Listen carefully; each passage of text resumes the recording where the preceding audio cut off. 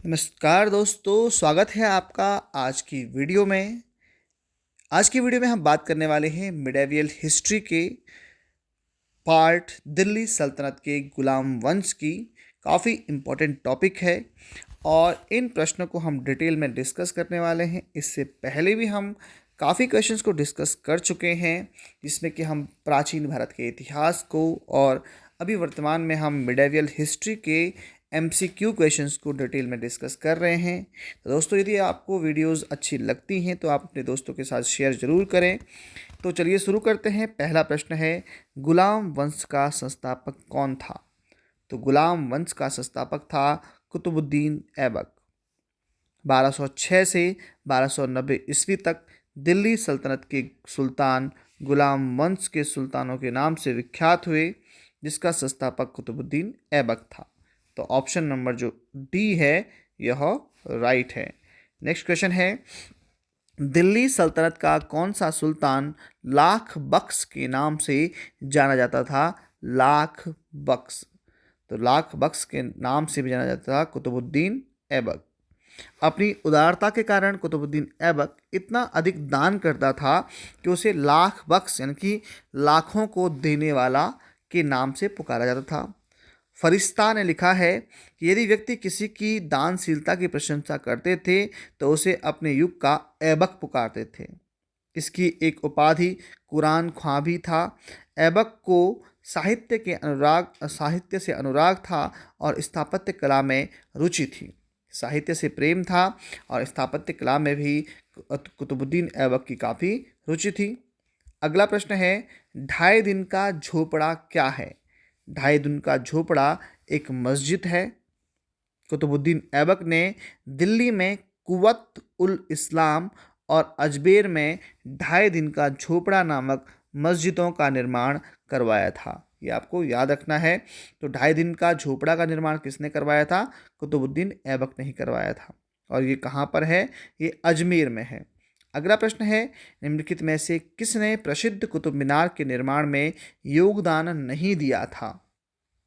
तो कुतुबुद्दीन ऐबक, इल्तुतमिश और फिरोज शाह तुगलक का योगदान था, जबकि गयासुद्दीन तुगलक ने कुतुब मीनार के निर्माण में कोई योगदान नहीं दिया।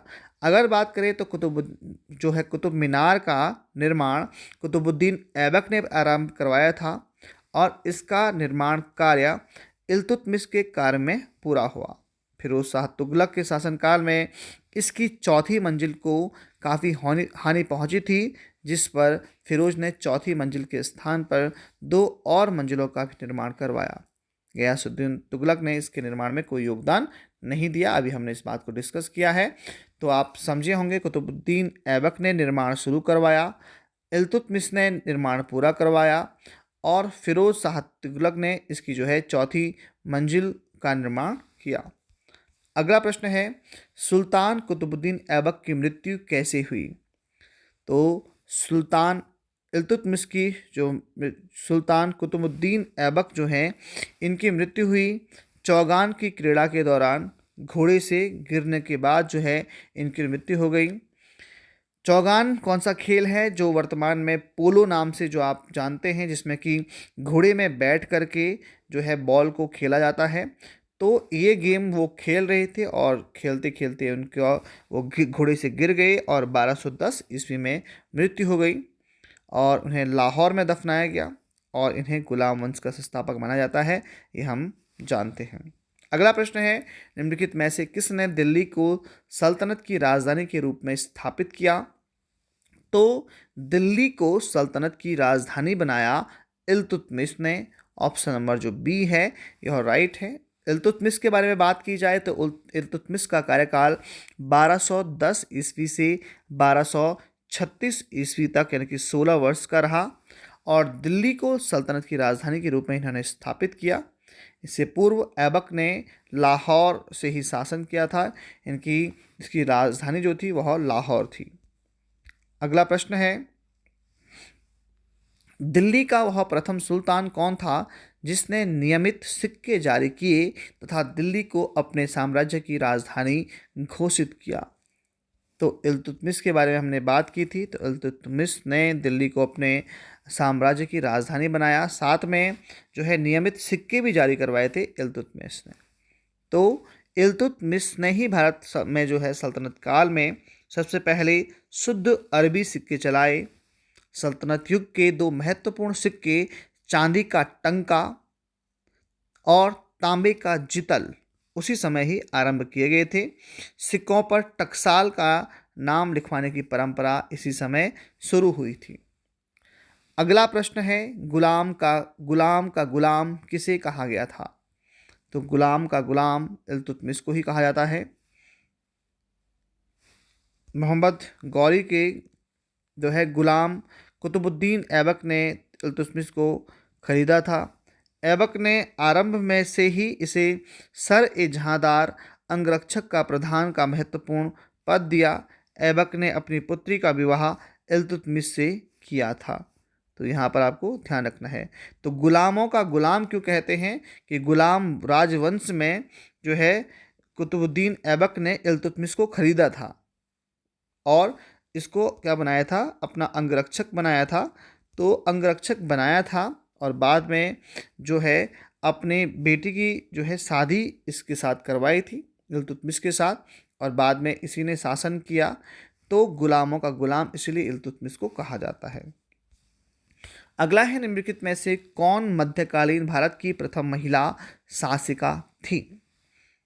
तो रजिया सुल्तान मध्यकालीन भारत की पहली महिला शासिका थी, जो कि 1236 से और 1240 तक यानी कि 4 वर्ष तक इन्होंने राज किया था।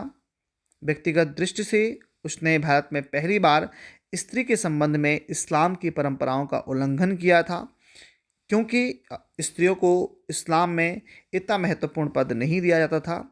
और राजनीतिक दृष्टि से उसने राज्य की शक्ति को सरदारों और सूबेदारों में विभाजित करने में जो है महत्वपूर्ण योगदान दिया।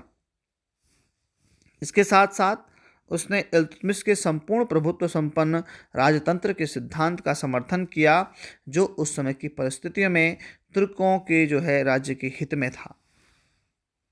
मंगोल आक्रमणकारी चंगेज खां भारत की उत्तर पश्चिमी सीमा पर निम्न में किसके काल में आया था? तो ये इल्तुतमिश के समय में ही मंगोल का आक्रमणकारी चंगेज खां भारत की सीमा पर आया था। चंगेज खां के प्रकोप से ख्वारिज्म शाह का पुत्र जलालुद्दीन मंगबरनी जो है सिंधु घाटी पहुंचा। संभवतः चंगेज खां ने इल्तुतमिश के पास अपने दूत भेजे थे, वह मंगबरनी की सहायता ना करे, अतः इल्तुतमिश ने भी उसकी कोई सहायता नहीं की। और जब मंगबरनी 1224 ईस्वी में भारत से चला गया तो इस समस्या का समाधान हो गया था। अगला प्रश्न है, दिल्ली का कौन सुल्तान मंगोल नेता चंगेज खां का समकालीन था?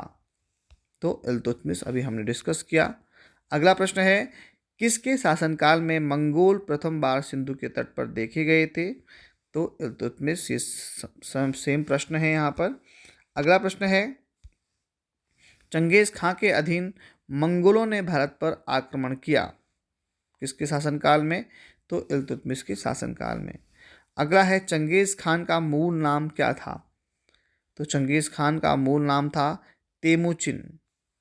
चंगेज खां एक मंगोल शासक था और जिसने मंगोल साम्राज्य के विस्तार में महत्वपूर्ण भूमिका निभाई थी। चंगेज खान का वास्तविक नाम था तेमुजिन। अगला प्रश्न है, इल्तुतमिश ने बिहार में अपना प्रथम सूबेदार नियुक्त किया था, किसे नियुक्त किया था? तो इल्तुतमिश ने मालिक जानी को बिहार में अपना सूबेदार नियुक्त किया था।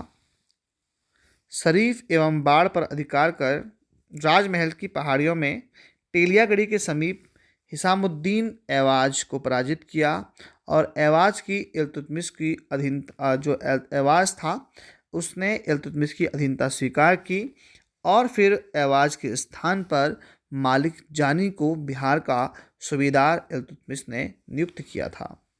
रजिया बेगम को सत्ता से हटाने में किसका हाथ था? तो रजिया बेगम को सत्ता से हटाने में तुर्कों का हाथ था। उन्होंने भटिंडा के गवर्नर मालिक अल्तुनिया के नेतृत्व में रजिया के विरुद्ध विद्रोह किया था और उन्हें सत्ता से हटा दिया था। अगला प्रश्न है, दिल्ली के सुल्तान बलबन का पूरा नाम क्या था? दिल्ली के सुल्तान बलबन का पूरा नाम था गयासुद्दीन बलबन। बलबन ने 1266 से 1287 ईस्वी तक सुल्तान के रूप में बागडोर संभाली। उसे उलुग खान के नाम से भी जाना जाता था। उसका वास्तविक नाम बहाउद्दीन था और यह भी तुर्क था, इलबरी तुर्क था। अगला है, दिल्ली के किस सुल्तान के विषय में कहा गया है कि उसने रक्त और लौह की नीति अपनाई? तो बलबन ने रक्त और लौह की नीति अपनाई थी। तो अगर बात की जाए तो बलबन के राजस्व सिद्धांत की दो मुख्य विशेषताएं थी। प्रथम, सुल्तान का ईश्वर के द्वारा प्रदत्त होता था और द्वितीय, सुल्तान का निरंकुश होना अति आवश्यक था। उसके अनुसार सुल्तान पृथ्वी पर ईश्वर का प्रतिनिधित्व करता है और शक्ति ईश्वर से प्राप्त होती है। इस कारण जनसाधारण या सदस्यों को उसके कार्यों की आलोचना का अधिकार नहीं था। ये थी रक्त और लौह की नीति। तो बलबन का ये कहना था कि उसे जो है ईश्वर के द्वारा नियुक्त किया गया है और उसके जो जो नियम कानून होंगे, जो उसके द्वारा जो बातें बोली जाएंगी, उसकी आलोचना का अधिकार किसी को भी प्राप्त नहीं है। अगला प्रश्न है, अपनी शक्ति को समेकित करने के बाद बलबन ने भव्य उपाधि धारण की थी। वह कौन सी उपाधि थी? ये थी जिल्ले इलाही। बलबन ने जिल्ले इलाही की उपाधि धारण की थी। तो बलबन ने फारस के लोक प्रचलित वीरों की प्रेरणा लेकर अपना राजनीतिक आदर्श निर्मित किया था। उनका अनुकरण करते हुए उसने राजस्व की प्रतिष्ठा को उच्च सम्मान दिलाने का प्रयत्न किया। राजा को धरती पर ईश्वर का प्रतिनिधित्व, नियमित एक खुदाई माना और बलबन के अनुसार मान मर्यादा में वह केवल एक पैगंबर के बाद है। राजा जिल्ले इलाह या जिल्ले इलाही अर्थात ईश्वर का प्रतिबिंब है। अगला प्रश्न है, निम्नलिखित सुल्तानों में से किसने गढ़मुक्तेश्वर की मस्जिद की दीवारों पर अपने शिलालेख में स्वयं को खलीफा का सहायक कहा? तो बलबन ने ही स्वयं को खलीफा का सहायक कहा था, जो कि गढ़मुक्तेश्वर के दीवारों पर उत्कीर्ण शिलालेख है, जहाँ पर यह उत्कीर्ण है। खलीफा का सहायक कहा गया बलबन के द्वारा स्वयं को। तो दोस्तों, यहाँ पर हम डिस्कस कर चुके हैं 20 वेरी इंपॉर्टेंट क्वेश्चंस को, जो कि थे गुलाम वंश से संबंधित। मुझे उम्मीद है कि ये प्रश्न आपको काफ़ी हेल्पफुल लगे होंगे और आपको काफ़ी जानकारियाँ प्राप्त हुई होंगी। तो जल्दी ही मिलते हैं नेक्स्ट वीडियो में। वीडियो को अधिक से अधिक शेयर ज़रूर करें और लाइक करें, और इसी प्रकार की वीडियोस के लिए अगर आपने चैनल को सब्सक्राइब नहीं किया है तो चैनल को सब्सक्राइब भी ज़रूर कर दें। मिलते हैं जल्दी ही नेक्स्ट वीडियो में, तब तक के लिए बहुत बहुत धन्यवाद।